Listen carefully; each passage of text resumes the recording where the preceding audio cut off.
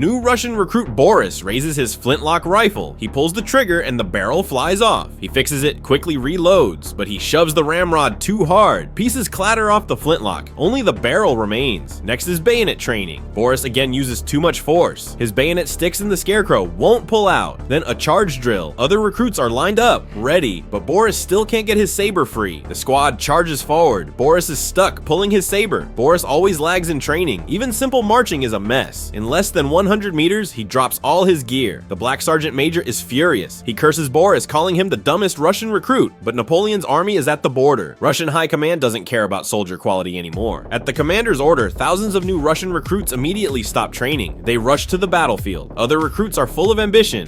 Only Boris desperately wants to escape the war. The brutal battle begins quickly. After the first round of artillery fire, French and Russian forces engage in bloody infantry close combat, but the French tactics are superior. First, they use cannons to blast the Russian lines, breaking their formation. Then cavalry charges, herding and encircling the Russian army like sheep. Next, infantry surrounds them, picking off the trapped Russian soldiers one by one. The French gain the advantage, quickly pushing towards Boris's unit. Boris swiftly draws his saber to meet them, but after just one exchange with a French soldier, his saber is bent. Boris is useless. He quickly drops his saber and turns to run. The Russian army is crushed. Only 14 men survive. Boris miraculously becomes one of them. He's ordered to bury his comrades' bodies. He buries until midnight.